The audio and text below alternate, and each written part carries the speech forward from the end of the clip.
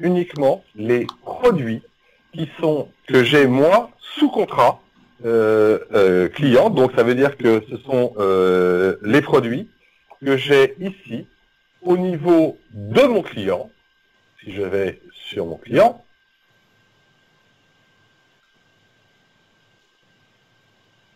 ce sont donc les articles que j'ai ici sous contrat avec la société. D'accord? Et donc là, je vais être en mesure de voir le stock de ces produits-là. Et si je regarde le détail, eh bien, je vais non seulement être capable de voir le stock, mais je vais également être capable de voir si vous avez un certain nombre, de magasins distants et éparses dans la France ou dans le monde. Ça va permettre au client de voir si un magasin près de chez lui a le produit dont il a besoin. Ce qui est intéressant ici aussi, c'est que vous voyez que vous avez également ici deux icônes. Et bien, ces icônes vont me permettre de créer des interactions ou d'attacher des documents. Je vais me proposer, par exemple, de créer une interaction sur ce produit-là. Eh bien, je vais créer une interaction. J'arrive ici, je vais donc demander de créer une nouvelle conversation. On se rappelle bien qu'une interaction, c'est une suite d'échanges que je peux avoir avec mon client. Je vais donc démarrer une nouvelle interaction.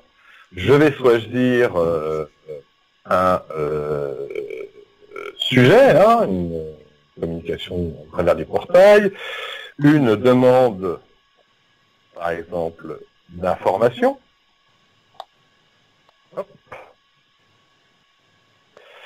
Et je vais enregistrer cette conversation, et puis là, je vais pouvoir venir mettre le texte que je souhaite pour cette interaction, pour décrire les éléments que je souhaite partager avec la société donc qui est Bicycle. Et je vais donc envoyer cette conversation. Si je retourne dans CSI, que je regarde les interactions de mon client, que je regarde la dernière interaction, eh bien, je vois effectivement que j'ai bien reçu, venant de l'extérieur, ce qui m'indique que ça vient donc de mon portail, la communication que j'ai saisie sur mon portail. D'accord? Donc ça, c'est une chose importante. La chose qui est bien également, c'est que si vous répondez à cette interaction,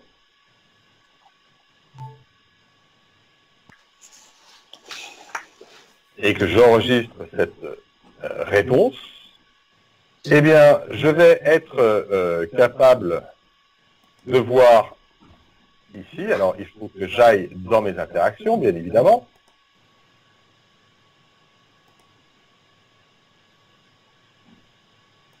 l'interaction que j'avais créée avec le texte que j'avais positionné et la réponse que vous avez réalisée à votre client. Ce qui fait que du coup, le portail client devient également un mode de communication avec vos clients assez simplement. Bien évidemment, votre client sera capable de faire des filtres par l'article associé à cette interaction, la rubrique, voire même la commande.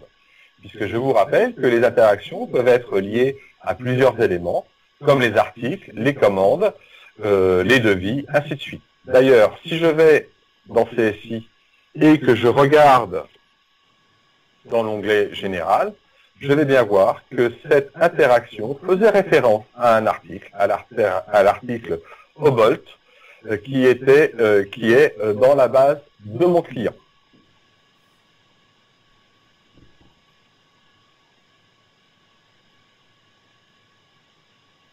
Dans les activités également, je vais être en mesure de voir le statut de mes commandes.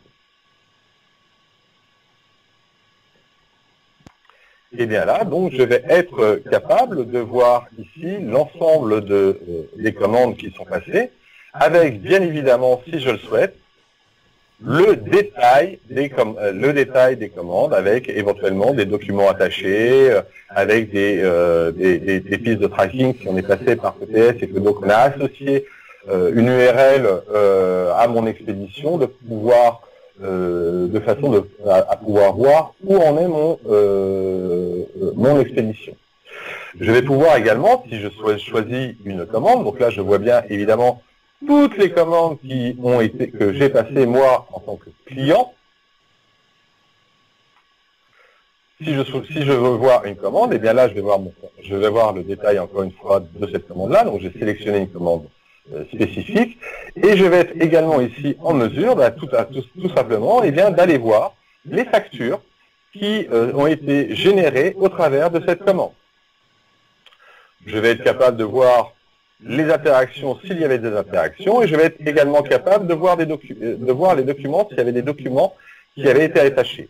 Ce que je me propose maintenant, c'est d'attacher à cette commande, la 288, un nouveau document. Pour cela, eh bien, je vais tout simplement appuyer sur Nouveau document. Je vais donner un nom à mon document.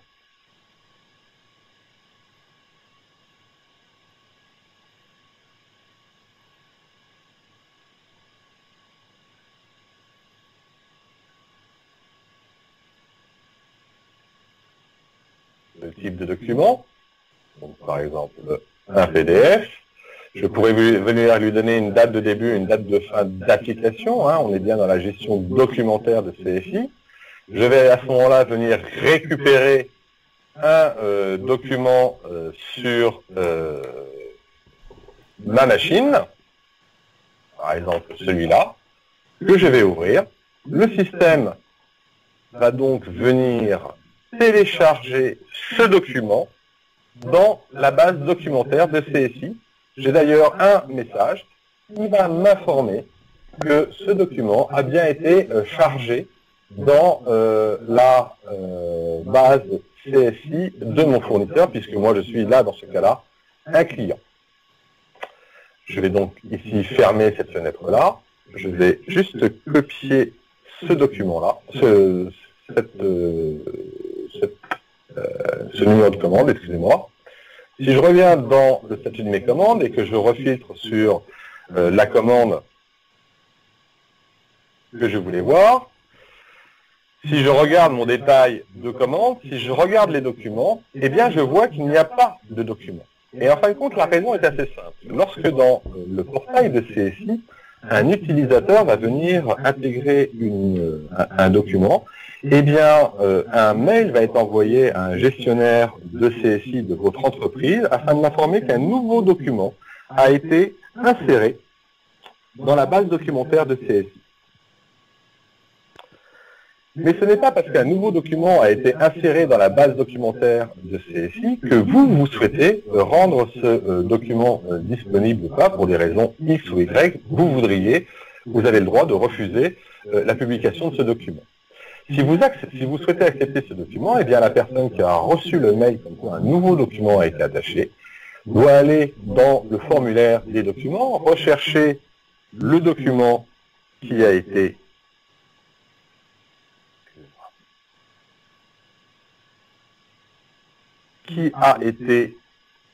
envoyé par le client.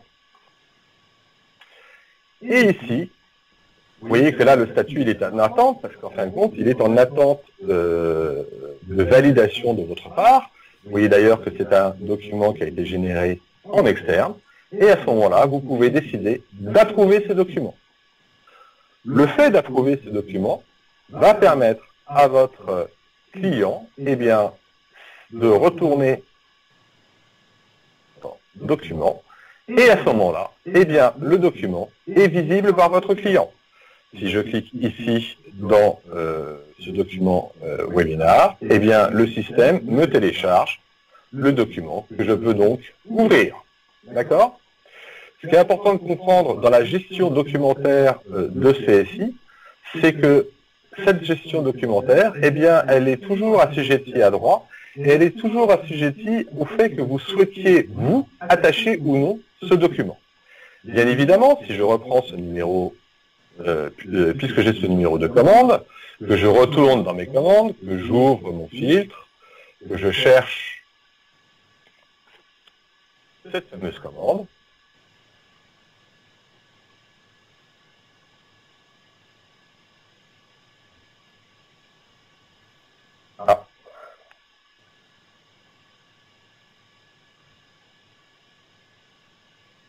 excusez-moi, j'ai un petit bug là. Je vais retrouver bien évidemment le document associé à ma commande. Je vais donc également ici avoir la possibilité de créer des interactions sur ma commande. Je vais être même en mesure encore une fois ici, de faire des demandes de retour si nécessaire. De la même façon que j'ai visualisé l'ensemble de mes commandes, toujours dans le module activité, je vais être capable également de visualiser l'ensemble de mes devis. L'ensemble de mes devis, avec évidemment, si certaines interactions avaient été créées, les interactions qui sont liées à mon devis. Je vais pouvoir, comme ça, regarder le détail et voir ici le détail des interactions qui ont été réalisées sur ce devis.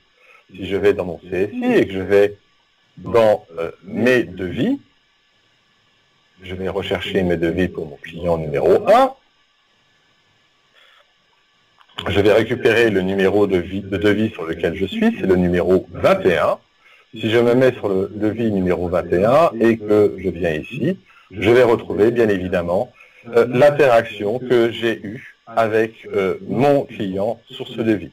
Donc encore une fois, on a vu que ces interactions qui sont souvent très utilisées, que je trouve très intéressantes à utiliser dans CSI, on avait vu au travers d'Outlook qu'on pouvait créer des interactions, mais là nous avons donc un autre biais, une autre façon de créer des interactions et donc avoir une communication avec nos clients au travers du portail client, qui va permettre donc à ce client d'attacher toutes ces interactions et tous les documents qu'il souhaite, bien évidemment. Là, vous voyez, j'ai encore un document qui a été attaché à ce devis, de façon à pouvoir avoir un suivi précis du devis. Bien évidemment, je vais être capable de voir le détail de ce devis et je vais être capable de voir les produits qui ont été portés par ce devis. Petite chose intéressante, je vois que ici, encore une fois, je pourrais attacher des documents, cette fois-ci, non pas à mon en-tête de devis, mais à mes lignes de devis. Et ici, je vois également que c'est un produit qui a été configuré, car on va le constater, nous allons passer sur la partie CSI de commande. On va être en mesure, au travers du portail client, de commander des produits, on va dire, standards, et des produits configurés exactement de la même façon que si nous, réalisions la saisie de cette commande au travers directement de CSI.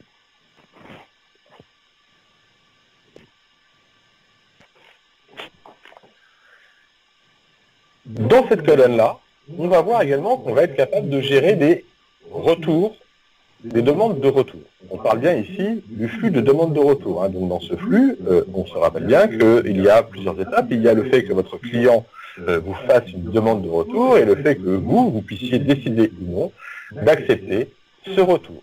Donc là déjà, je vais être en mesure d'avoir un suivi de l'ensemble des retours avec les produits, les quantités reçues, c'est-à-dire les quantités. Si votre client vous avez renvoyé le matériel, et bien là on pourrait voir les quantités reçues, les frais de remise en stock, puisque c'est une des fonctions des retours clients, c'est qu'on est capable également de venir imputer un coût à ce retour, et le crédit net potentiel que ce retour pourrait générer, si bien évidemment vous acceptez de réaliser ce retour. Et je vais être également capable de créer un retour directement.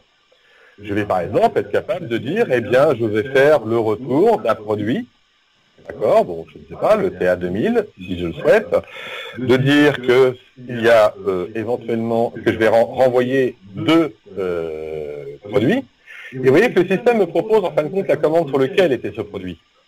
Mais ce n'est pas, encore une fois, une obligation pour votre client de venir renseigner la commande à partir duquel ce produit lui a été livré. Et puis là, il va peut-être venir vous mettre un commentaire pour vous dire qu'il y a un problème de qualité. Et je vais appuyer sur le bouton « Soumettre ». Je vais refermer tout cela. Et là, vous voyez qu'une nouvelle ligne vient d'arriver. Elle ne porte pas de numéro, tout simplement, parce que son statut est ouvert. Et donc, pour le moment, cette demande vous a été transmise, mais en aucun cas, pour le moment, vous l'avez acceptée. Si je vais dans CSI, donc moi je me retrouve de l'autre côté, bien évidemment un workflow sera été mis à la personne qui est en responsabilité chez vous de gérer les retours clients. Eh bien je vais aller donc à ce moment-là directement, je vais fermer quelques écrans, je vais aller directement dans mes ARM clients, donc dans la partie de gestion de mes ARM, et je vais aller ici rechercher les ARM créés ce jour. Et je vais bien retrouver ici mon ARM, d'accord, avec l'ensemble des informations qui sont portées par mon ARM, la ligne de mon ARM, qui est donc bien le produit que je compte faire revenir directement à mon fournisseur, ainsi que le motif de ce retour. La chose importante, c'est que vous voyez que pour l'instant, le statut n'est que demandé. Ça veut dire que pour l'instant, vous n'avez pas accepté le retour de ce client. Je vais donc passer ce statut de demandé à ouvert, ce qui veut dire que là, vous êtes dans l'acceptation du retour client. On n'en est pas encore à l'acceptation de le rembourser, on en est pour l'instant juste à l'acceptation du fait que votre client vous renvoie le produit. Une fois que j'ai fait ça, si je reviens ici, que je vais dans Activité, que je regarde mes retours, et bien du coup, mon retour est bien passé en statut ouvert, et donc j'ai bien mon nouveau numéro de retour, d'autorisation de retour de marchandises, qui a été initialisé. De la même façon, je pourrais voir la facture éventuellement s'il y avait eu un avoir qui avait été positionné, et le statut de la commande si mon retour avait été lié à une commande. Dans la partie activité, eh bien, votre client va être également en mesure, comme on l'a vu, il était en mesure de créer des interactions sur des commandes, sur des devis, sur des produits, sur des factures, eh bien, il va pouvoir revoir ici l'ensemble des interactions, d'accord, que vous avez eues avec lui, avec son statut, avec le sujet. Donc, le sujet, c'est sur, là, c'était une interaction sur un article, là, c'était une interaction sur une commande, là, c'était une interaction sur un devis. Il va être en mesure, bien évidemment, de filtrer les interactions soit par rubrique, d'où l'importance du bon paramétrage des rubriques, de façon à que ces rubriques aient réellement un sens pour vos clients et pour vous-même, soit sur un article précis, soit sur un numéro d'interaction, soit sur une commande. Il va être là, de la même façon, capable de créer une nouvelle interaction, renseigner une nouvelle interaction. Il va pouvoir définir ici si c'est une interaction sur une commande, un article, un devis, un projet, un devis de projet. Bien évidemment, il sera capable de saisir le numéro de commande, mais ça peut être également une interaction tout à fait commune, hein, une demande d'information commune qu'il vous envoie directement. Hein. Il va enregistrer cette conversation et il va pouvoir ici venir et positionner tout le texte qu'il souhaite et envoyer cette conversation. De la même façon, dans CSI, si je viens voir les clients, eh bien, je vais retrouver mon interaction que je viens de créer. Dans les activités, je vais également avoir la possibilité eh bien, de gérer l'ensemble des documents qui ont été attachés, alors là, à ce moment-là, non pas à une commande, non pas à un devis, mais bien directement à mon client. Je vous rappelle que quand je suis sur un client, eh bien ici, je vais avoir la possibilité d'attacher des documents directement à mon client, Customer 1 Note. C'est bien le document que je retrouve ici, Customer Document 1, et auquel, bien évidemment, je vais pouvoir venir avoir accès directement. Toujours dans ce menu activité, eh bien, je vais avoir également la possibilité, eh bien, alors là, on est plus sur de la présentation marketing, ainsi de suite, eh bien, de gérer des pages avec des annonces, c'est-à-dire venir attacher à ces rubriques-là, eh bien, des annonces, des PDF d'annonces que je pourrais faire. Sur la base article, je pourrais avoir des communiqués de presse, je pourrais associer des vidéos, des livres blancs, des bases de connaissances, voire des facs. Hein. Donc là, nous n'avons pas d'enregistrement pour l'instant, mais sachez que là, vous allez avoir la possibilité eh bien, de gérer toute une communication, je dirais, de votre site web vis-à-vis de vos clients. Il reste un menu, toujours dans la partie activité, et ce menu, en fin de compte, c'est la partie SAV. Eh bien, dans la partie SAV, je vais être capable de faire plusieurs choses. Déjà, votre client, lorsqu'il aura reçu un produit, eh bien, il sera capable de refaire son inscription, l'inscription de l'unité. Ça veut dire quoi l'inscription de l'unité? Ça veut dire que votre client va venir ici saisir le numéro de série du produit qu'il a reçu de votre part, de valider, ce qui va permettre immédiatement à votre client de bien valider que c'est le bon produit sur lequel il est en train de déclarer son inscription sur la partie SAV. Et là, il va être capable eh bien, de venir renseigner son nom, ses adresses et éventuellement des notes qui vont venir donc enrichir la base des unités et vous permettre de savoir à ce moment quel est l'utilisateur de cette unité. D'accord? Donc là, je ne vais pas le faire, mais sachez que là, donc, ça viendrait associer à cette unité ce contact-là. D'accord? On va continuer toujours dans la partie SAV, et donc dans la partie SAV, les deux derniers éléments qui vont être possibles à votre client d'utiliser, eh bien, c'est la base de connaissances. Là, on est bien sur la base de connaissances du SAV de Sightline, donc de la gestion du service de Sightline, où je vais être en mesure eh bien, de faire des choix, soit par des identifiants de la base de connaissances, soit par rechercher par mot, soit rechercher par des catégories, par exemple sur les freins, eh bien, je vois que j'ai 3 interactions, soit pour des sous-catégories. Et ici, je vais donc pouvoir avoir accès directement eh bien, à la partie condensée, à la désignation et éventuellement aux informations qui vont me permettre de résoudre le problème que je rencontre. D'accord? Donc là, on a une vraie base de connaissances qui va permettre à vos clients eh bien, de solutionner des problématiques qui sont pour vous les problématiques les plus courantes et dont qu'il va pouvoir résoudre lui tout seul sans avoir besoin de faire appel à vos services. Bien évidemment, de la même façon, je pourrais attacher des documents à cette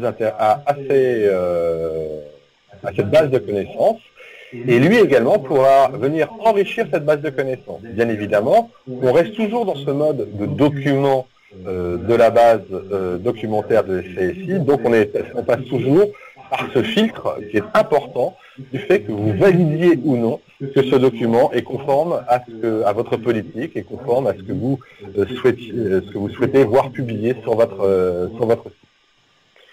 Revenons toujours dans la partie activité, SAV, et là, eh bien, je vais avoir la possibilité de voir l'ensemble des incidents qui ont été référencés dans la partie SAV de CSI. Donc mon client ici, eh bien, il va pouvoir suivre l'ensemble des notes, l'ensemble des motifs et des résolutions que vous êtes en train de réaliser pour lui. C'est également un moyen de communiquer des informations en ajoutant éventuellement des notes. D'accord ?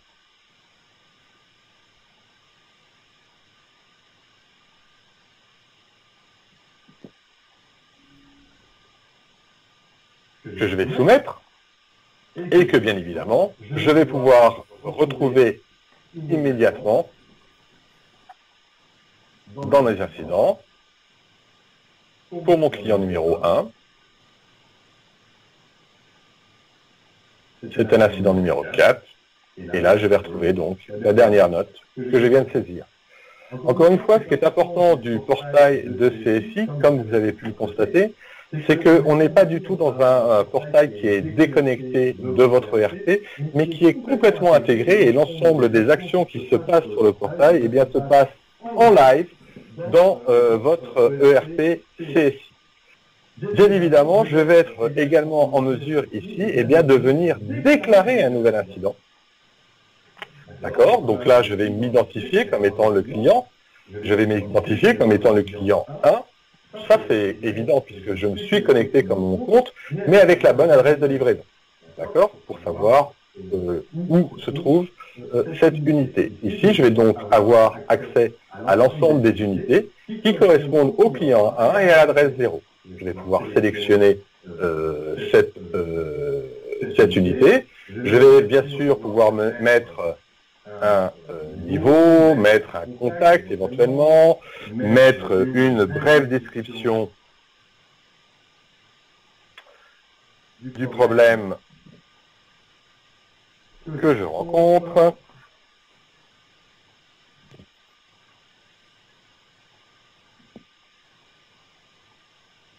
Et je vais pouvoir venir soumettre cette nouvel incident à mon fournisseur.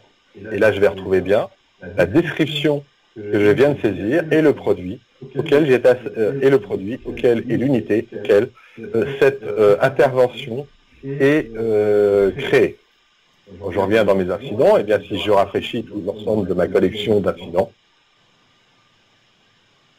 eh bien je vois bien que j'ai bien un incident sur qui vient d'être saisi, qui a été pris par le portail, et qui concerne l'unité numéro 3, avec comme commentaire la description de mon client.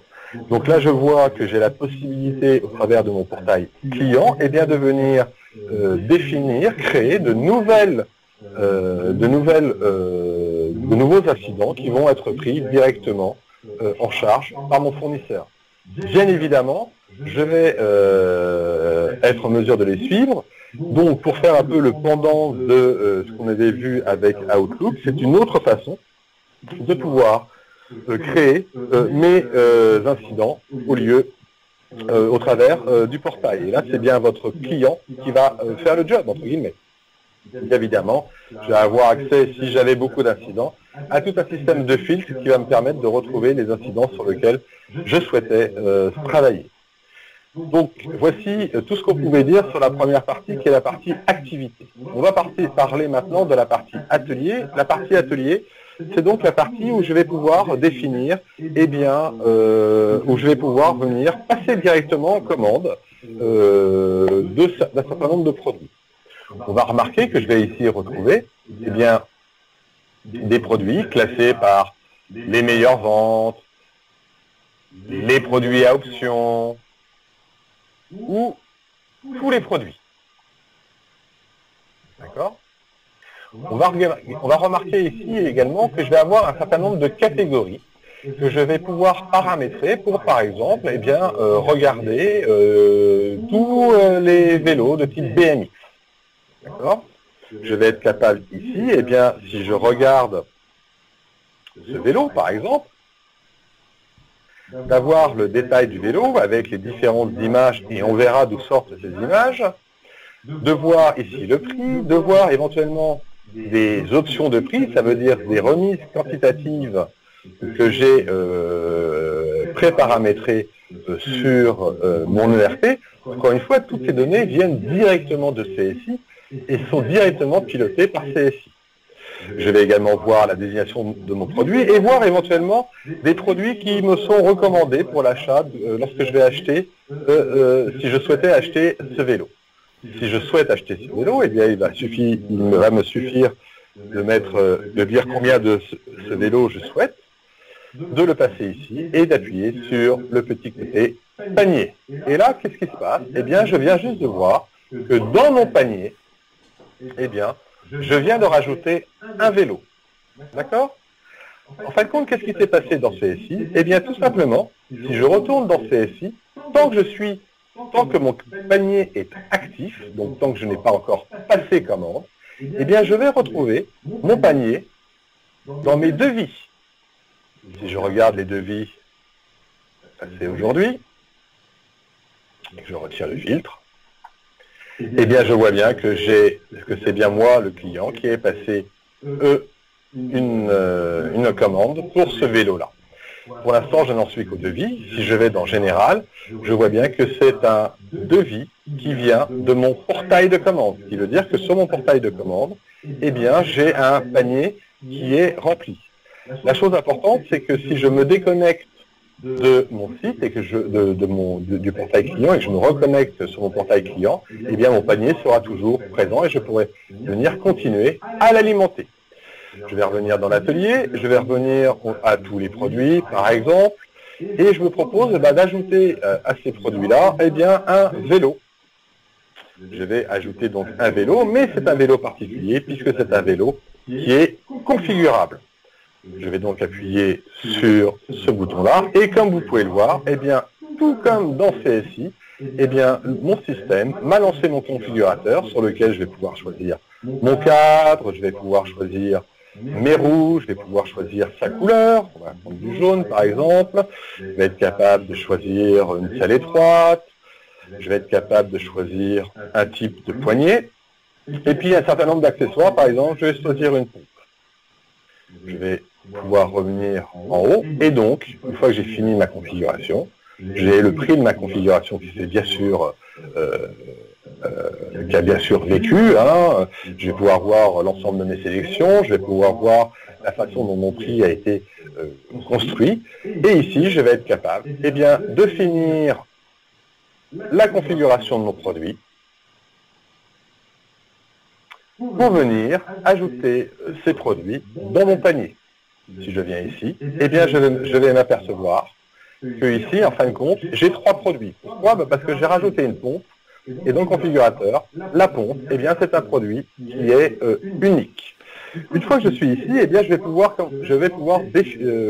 pouvoir réellement passer ma commande. Pour passer ma commande, eh bien, je vais appuyer sur passer commande. Encore une fois, là, je vois que j'ai l'ensemble des produits qui apparaissent. Je serai en mesure de les supprimer, de changer la commande. Là, vous voyez que je suis ici dans la possibilité de voir que mon produit a été configuré. Et là, encore une fois, si je le souhaitais, je pourrais relancer ma configuration et je pourrais venir, tant que je n'ai pas passé commande, modifier ma configuration. Je serai également capable, si je suis en mode APS, de calculer, si je souhaite, la date à laquelle ces produits devraient m'être livrés. Attention, hein, c'est à double tranchant, si on n'utilise pas et qu'on ne suit pas le plan APS, eh bien, on risque d'avoir des problèmes. La chose rigolote également, c'est que là, vous voyez que je suis en français. Si je souhaitais, je pourrais passer en anglais, sans pour autant changer de page. Je suis toujours dans le fait que je vais placer ma commande, que je vais réellement continuer ma commande. Et là, vous voyez que tout est passé en anglais. Donc, je vais continuer. Là, c'est les contacts, éventuellement une façon de me shipper, de me livrer. Je vais continuer. J'ai mon récap de ma commande et je vais pouvoir la soumettre. Donc je vois ma commande ici. Si je souhaite, je vais pouvoir l'imprimer. Et je vois qu'ici, ma commande 453 a été soumise à ma société. Je vais fermer cela. Si je vais dans CSI et que je regarde les commandes,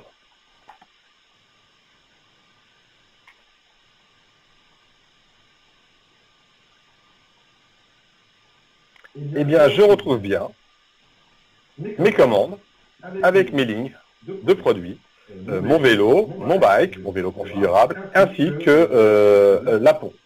Si je vais dans les lignes, eh bien, je vais pouvoir bien valider le fait que mon vélo a bien été configuré, que sa configuration a été terminée. Je pourrais bien évidemment consulter la configuration qui a été réalisée pour ce produit.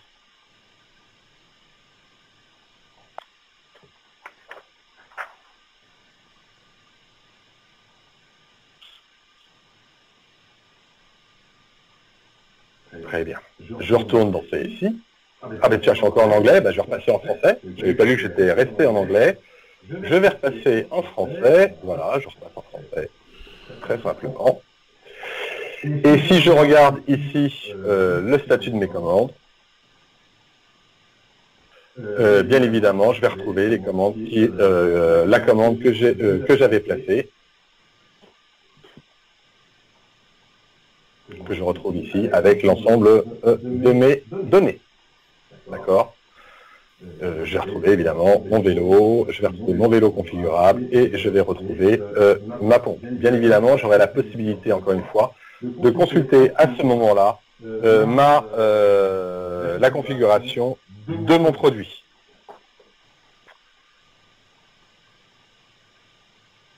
Voilà ce que je voulais vous montrer. Donc ici, je pourrais bien évidemment, si je vais d'ici, je vais directement dans mon panier. C'est une autre façon de pouvoir passer commande sur les produits que je souhaite.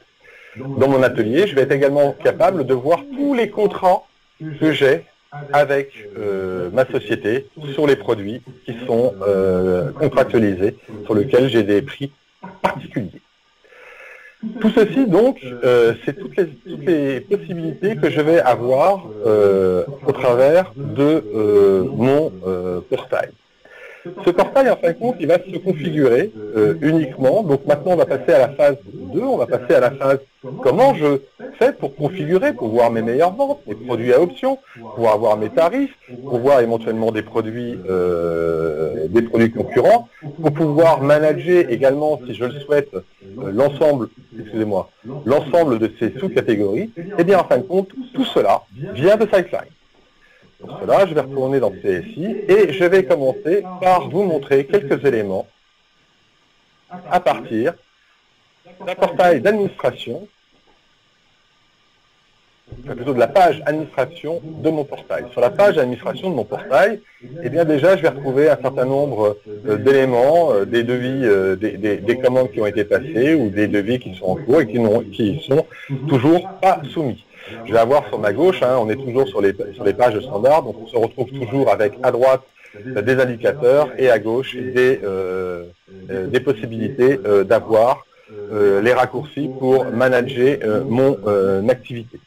L'exemple dont je voulais vous parler, donc je vais vous parler d'un certain nombre d'éléments ici, ce sont les catégories d'articles. Donc vous voyez les catégories d'articles, eh bien c'est black, c'est blue. En fin de compte, ce sont les catégories que je vais retrouver ici. D'accord? Ces catégories, eh bien, je vais pouvoir dire, par exemple, la catégorie de niveau 1, la catégorie de niveau 1, on est tous bien d'accord que c'est cette catégorie-là que je viens de créer, que j'ai créée, pardon. Je vois que ici, cette catégorie 1 et de niveau 1 est un en-tête de catégorie et c'est une catégorie qui est active. Je vais pouvoir voir ici, eh bien, éventuellement, tous les articles qui sont associés à cette catégorie. Si je le souhaite, je pourrais en rajouter au travers de cette partie-là. Mais la chose intéressante, surtout, c'est que si je vais dans le bureau des catégories, eh bien, je vais être capable de créer une arborescence de mes catégories. Par exemple, si je suis sur mon portail client, quand je vais dans l'atelier, quand je regarde niveau 1, eh bien, j'ai une sous-catégorie qui s'appelle Black. Je retourne dans CSI, je regarde mon niveau 1 et je vois bien effectivement que j'ai une sous-catégorie qui s'appelle Black. Si je le souhaite, eh bien, je vais cocher par exemple que je veux la sous-catégorie niveau 2. Je vais enregistrer, je vais retourner sur mon portail. Quand je vais maintenant dans Atelier, quand je vais choisir niveau 1, eh bien, je vois que j'ai maintenant bien Black et bien la catégorie niveau 2. Encore une fois, on voit que dynamiquement, toutes les modifications que je vais faire dans CSI vont impacter mon portail. Donc ça, c'était la partie gestionnaire, gestion de ces menus-là. Si je souhaite ajouter des produits, donc ça, je vais le fermer. Je vais aussi également pouvoir activer l'ensemble de mes tarifs. Je vais même être capable de saisir des tarifs en avant et de simuler ce qu'il rendrait sur mon portail. Et je vais être capable également de gérer des règles de coût de transport. Alors attention, ces règles de coût de transport ne fonctionnent que si on utilise également la partie carte de crédit, hein, puisque c'est les frais de transport qui seront imputés directement au moment du paiement par carte de crédit de votre client sur votre site. L'autre élément important pour gérer mon portail, eh bien, c'est bien évidemment la fiche article. Et dans la fiche article, eh bien, il y a plusieurs éléments qui sont discriminants. Il y a ici, dans l'onglet général, le fait que je souhaite ou non activer mes produits pour le portail client. Je vais retrouver ici l'ensemble des produits, donc comme mon bike, comme l'ensemble des produits que je vois présents sur mon portail. Bien évidemment, je pourrais, si je le souhaite, ne pas afficher la tarification de ce produit. Si je ne souhaite pas afficher la tarification de son produit, eh bien, le produit va être présent sur mon portail. Mon client pourra éventuellement faire des interactions avec moi sur ce produit-là à partir du portail, mais ne pourra pas passer commande. Si je souhaite, si je souhaite ajouter un nouveau produit sur mon portail, eh bien, il va me suffire d'aller sélectionner le produit que je souhaite ajouter, de dire que je veux qu'il soit dans les meilleures ventes, actif pour le portail client, et j'enregistre. Ici, je vais retourner dans mon portail client, je vais, toujours pareil, dans la partie atelier, choisir les meilleures ventes, et vous voyez que le produit que je viens de rajouter, eh bien, est immédiatement présent dans mon portail. Donc là, encore une fois, je suis en mesure de pouvoir voir, de pouvoir piloter les produits que je présente à mon client directement vis-à-vis de CSI.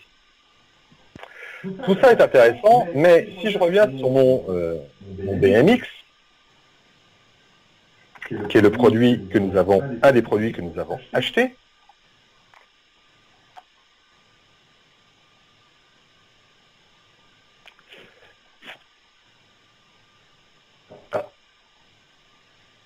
excusez-moi.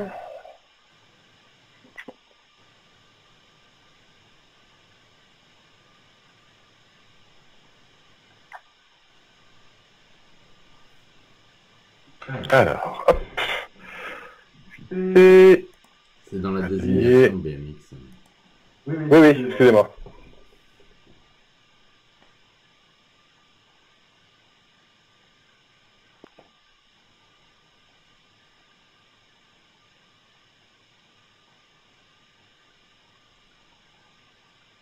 Non, je dois avoir un filtre supplémentaire, excusez-moi.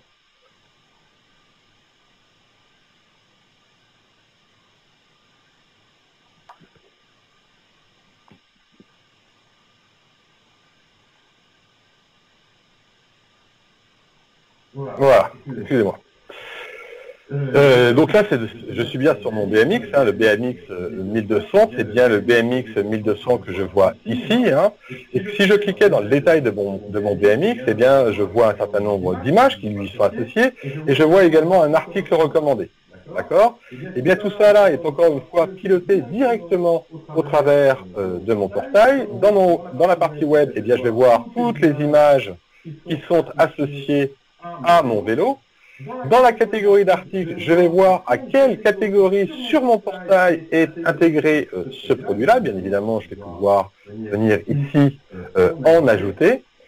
Et dans la partie articles associés, eh bien, je vais pouvoir définir avec des motifs d'association. Par exemple, là, ce sont des produits suggérés.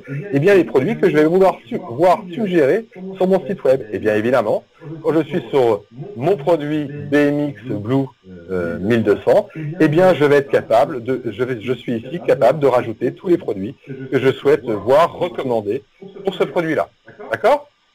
On va être également capable, puisque c'est un produit que j'ai acheté, moi en tant que client, je vais être capable de voir l'ensemble des commandes que j'ai déjà passées pour ce produit-là.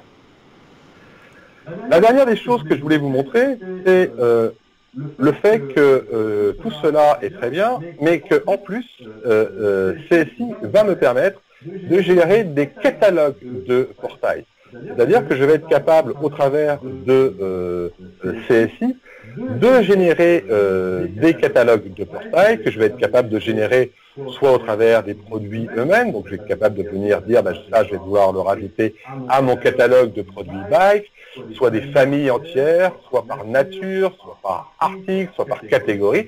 Enfin bref, je vais être capable effectivement de venir construire l'ensemble d'un catalogue précis. Ce qui va me permettre ensuite, vis-à-vis de mon client, de venir associer à mon client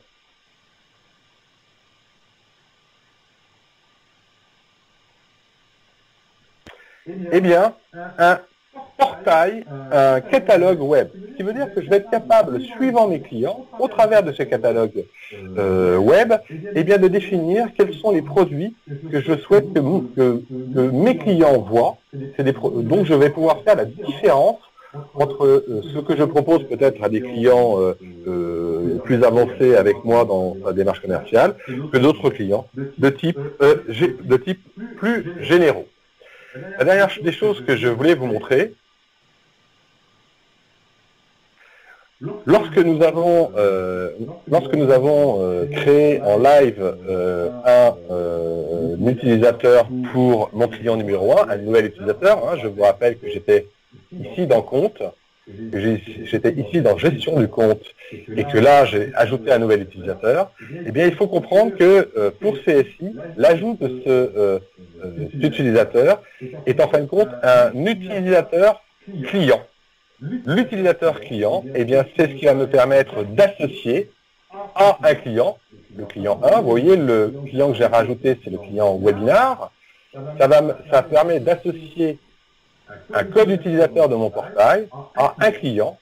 Et ici, je vais être capable eh bien, de déterminer si je lui laisse la possibilité ou non de créer un nouvel utilisateur, éventuellement d'envoyer des notifications par courriel. Voilà, j'espère avoir été clair. Voici donc la présentation que je souhaitais vous faire du portail. Bien évidemment, ce petit API vous permet d'avoir un contrôle, entre guillemets, sur l'activité de votre portail. Je vous remercie pour votre écoute. Vous avez des questions? Merci Benoît. On a eu une petite rupture de faisceau à un moment là sur le début de la démonstration. J'espère qu'on n'a pas trop perdu de personnes en ligne. Ouais, alors j'en suis désolé, mais c'est Tim qui a planté, parce que il a redémarré en erreur. Merci Microsoft. Donc j'ai une question. Vous m'entendez? Oui. Oui. Oui, d'accord. Alors j'ai une question. J'ai vu que vous étiez sous Chrome. Cette navigation peut se passer sur Internet Explorer, sur des tablettes, sur des téléphones. Aucun problème. Ok. Je peux le faire fonctionner dans n'importe quel... Vous voyez, là je suis sur Chrome, mais là j'ai Firefox qui est là, Mozilla, là j'ai Internet Explorer, je peux le faire fonctionner dans tous les explorateurs. C'est pas dépendant de l'explorateur. Ok. D'accord. Et est-ce qu'on peut mettre à disposition des clients un document qui sera rattaché à l'unité, un numéro de série? Je pense à un guide d'utilisation ou à des pièces détachées.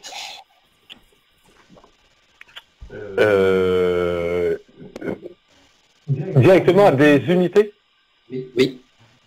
Alors, non, vous ne serez pas capable de le faire au niveau de l'unité. Par contre, vous pourriez le faire au niveau d'un incident. On peut pas, ou dans les documents génériques. On ne peut pas associer au numéro d'unité la documentation. Non. D'accord. Par contre, vous seriez capable d'associer ça à votre client avec le numéro d'unité dans la désignation ou dans le descriptif, ce qui fait que votre client pourrait récupérer quand même les documents. C'est-à-dire, j'ai pas compris. Vous pourriez venir directement ici, attacher pour votre client un document, donc dans CSI, en fin de compte, vous viendrez l'accrocher directement au client, d'accord, un document avec une typologie particulière, on est d'accord, qui va vous permettre de partager avec votre client des informations et donc de lui mettre à disposition un document lié à un produit en mettant le numéro de série dans la désignation, par exemple. D'accord, ok, je vois. C'est une idée, hein. Oui, je vois, j'ai compris Et que après, c'était... on peut aller sur de l'adaptation s'il faut, mais voilà, c'est plus compliqué. Oui. Concernant la base de connaissances, Oui. est-ce que c'est possible de faire un import à partir d'un fichier Excel que des personnes auraient travaillé? Ou est-ce qu'on est obligé de le remplir à la main? Bah, en fait, la base de connaissances, du coup, si c'était un fichier Excel que vous auriez travaillé, bah, vous pourriez tout à fait la charger côté CSI, on n'a même pas besoin d'être dans le portail. Et après, en fait, cette base de connaissances, c'est celle qu'on verra visible côté portail. C'est-à-dire que la base de connaissances, aujourd'hui, vous pouvez déjà, sur la partie SAV, gérer ça de cette façon. C'est vraiment la base de connaissances de CSI. Hein. Et Oui, c'est cette base de connaissances sur laquelle je suis, qui est... et vous voyez, là, je vais pouvoir dire que je vais pouvoir mettre, parce que bien évidemment, dans la base de connaissances, je n'ai pas forcément l'envie de tout montrer à mes clients. Je vais pouvoir dire que certaines de ces résolutions, eh bien, je vais les mettre à disposition de mon client. Parce que je peux avoir une base de connaissances plus technique que je vais avoir propre pour mes activités internes, et puis d'autres éléments que je vais pouvoir partager avec mes clients, vous voyez. Des facs simples, type, si vous n'arrivez pas à imprimer, commencez par allumer l'imprimante. Cette base de connaissances, elle est bilingue, enfin elle peut être multilangue, pardon. Elle n'est pas multilangue, hein, cette base de connaissances. Elle est pas multilangue. Ok. Par contre, une petite chose que j'ai oublié de vous montrer, hein, c'est que bien sûr, le site web, il est multilangue, hein, et il se base sur les articles multilingues de CSI. Hein. Mais voilà, il n'y a pas beaucoup de produits qui arrivent à porter des bases de connaissances en multilingue, parce que ça voudrait dire que le principe de la base de connaissances, c'est que tout le monde vient mettre à jour, et donc ça voudrait dire que ça serait une traduction de type Google Traduction ou autre, et c'est vrai que la qualité de la base de connaissances serait un peu compliquée. Hein. Enfin, on le voit sur toutes les plateformes de partenaires qu'on peut avoir en termes de base de connaissances. On a souvent tendance à généraliser l'anglais sur la gestion de la base de connaissances. Okay. Et une dernière question sur l'hébergement d'une telle solution. Donc je suppose qu'il faut un serveur web quelque part. N'importe quel hébergeur peut faire l'affaire ou il y a des contraintes à respecter?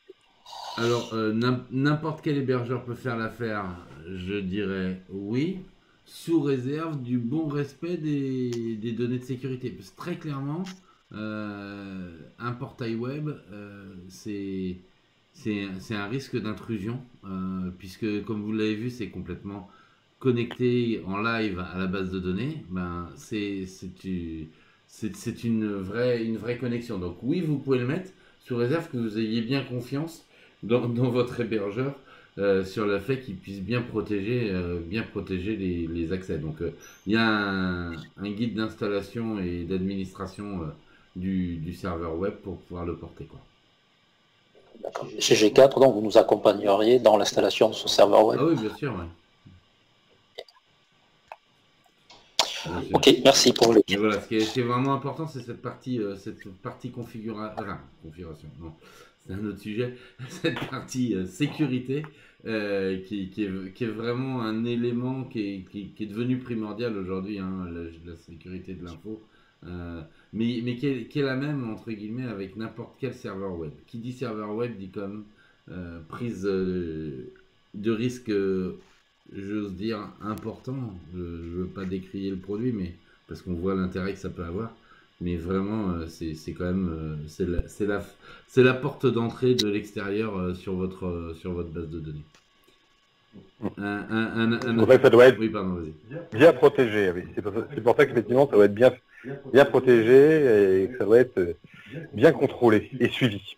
Okay. Un élément qui est important aussi ici et avec ce portail web que Benoît a montré et puis qui vous concerne un peu puisque on avait parlé du projet configurateur. Vous avez vu que du portail de vente, en fait, on peut accéder au configurateur. Donc en fait, il y avait jusqu'à présent un portail externe qui existait pour traiter le configurateur pour des revendeurs et autres. Là, en fait, on se rend compte qu'on va vraiment plus loin parce que on peut mettre ce portail qui existait lié au configurateur qui vous permettait de faire la démarche que vous a fait Benoît sur un vélo tout à l'heure ou sur tout autre produit à option. En fait, vous pouvez vraiment le travailler directement du portail. Et ça, c'est un vrai gros plus parce que vous avez vu que la config qui a été traitée côté client, elle est exactement la même que celle côté ERP. Donc c'est un vrai gros élément important sur cette partie-là. Ok. Est-ce qu'il y aurait d'autres questions?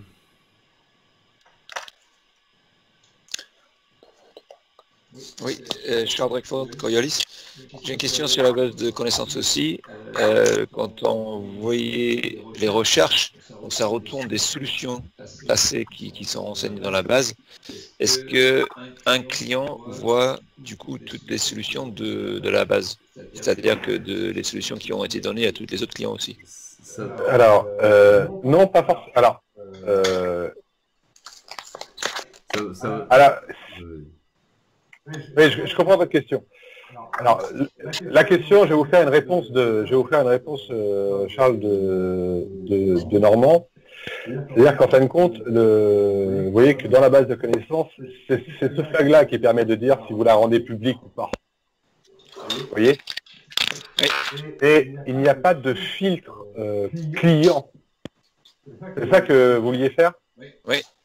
Éventuellement, oui. Enfin, c'est juste pour savoir comment ça marche. Il y a la possibilité d'avoir juste des connaissances que vous allez avoir en interne, donc vos agents pourront y accéder, hein, que ce soit vos agents d'ailleurs internes ou vos agents externes, du fournisseur par exemple, qui pourraient intervenir pour vous. Et là, c'est ce qui vous permet de mettre à disposition sur le portail client les connaissances que vous souhaitez partager avec tous vos clients. Mais ça sera forcément partagé avec tous vos clients. Et pas mono-client. D'accord ? Tout à fait. C'est pas. Il n'y a pas une relation. Il y a une relation de je veux publier ma base de cette information de connaissance pour mes clients, mais je ne peux pas le faire pour certains de mes clients et pas d'autres. Mais en aucun moment, un client voit pour quel client la réponse a été donnée. Ah non, par contre, non, jamais. Sauf si dans le texte désignation ou résolution, vous avez mentionné le nom du client. Là, forcément, voilà.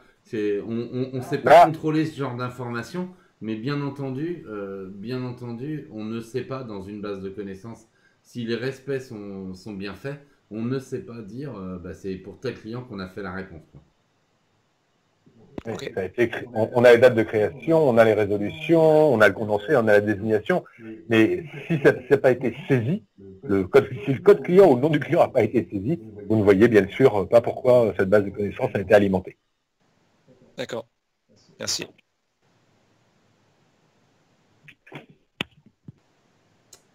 Est-ce qu'il y aurait d'autres questions encore? Non? Donc vous avez compris, hein, je meuble un petit peu en attendant que les questions arrivent. Hein. Vous avez bien compris au fait que c'est un portail qui peut être destiné soit à des revendeurs, soit à des clients particuliers, ou les deux, hein, bien entendu. Vous pouvez avoir les deux options cumulées puisque c'est le même portail qui est derrière. Et derrière, vous allez définir qui a le droit et quel accès il a le droit pour pouvoir travailler sur le portail client. J'ai une question encore. Pardon. Oui, l'ensemble chez Axer, donc c'est juste pour avoir une idée du budget de la licence et d'une configuration de tout ça, ouais. Enfin, global. Ouais, je vais donner une enveloppe parce que je vais donner une enveloppe. Oui. Hein. Juste un petit élément complémentaire avant de redonner cette réponse. Sachez aussi qu'en termes de graphique, vous pouvez complètement changer la mise en page.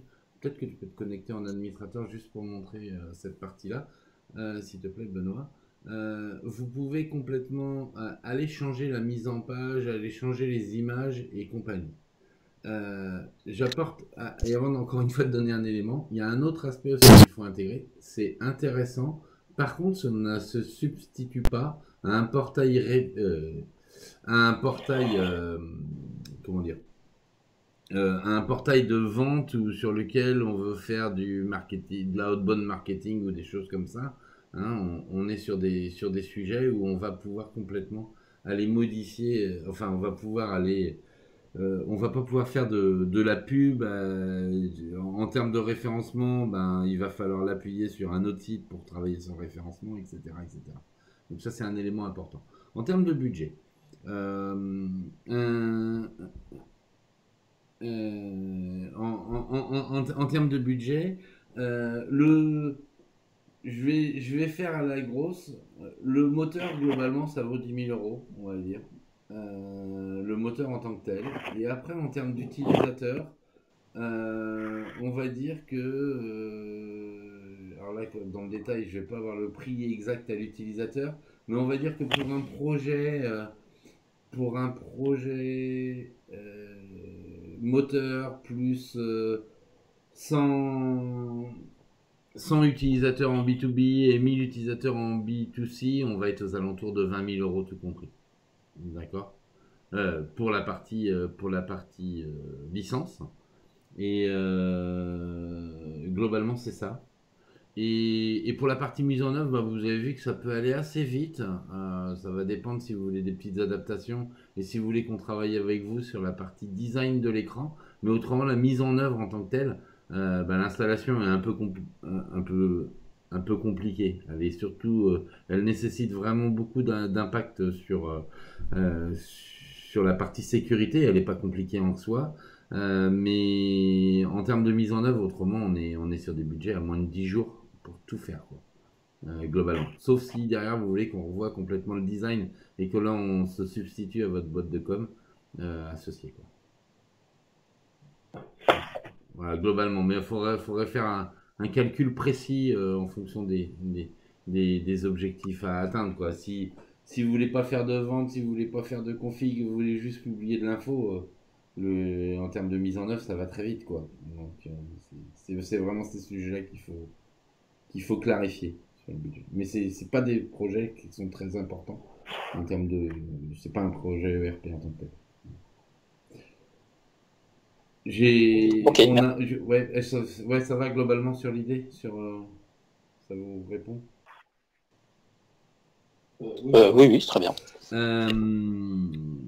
Sachez que le pendant côté fournisseur existe. C'est-à-dire que là, on a le Customer Portal, on a le Vendor Portal, qui fait globalement la même chose pour vos fournisseurs.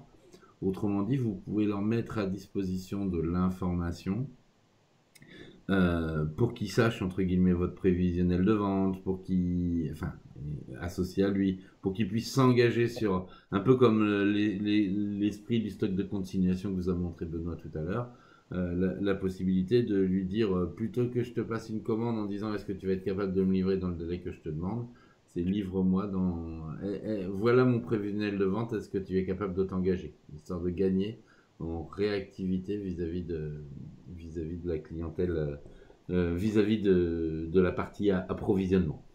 Donc c'est globalement la même chose sur vos fournisseurs. Tout à fait, et je rajouterais même que ça peut même aller très très loin avec des fournisseurs avec lesquels vous avez totalement confiance.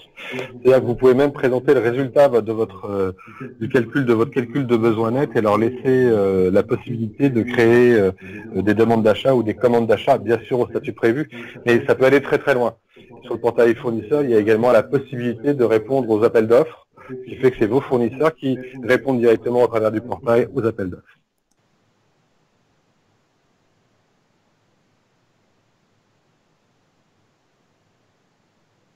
D'autres questions?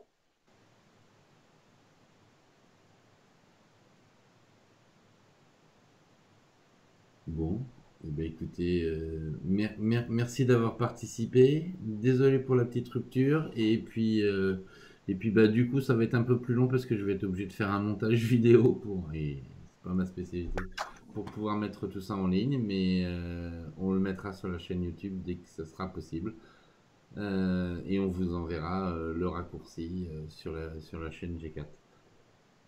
Merci tout le monde de votre participation et puis à bientôt. Au revoir.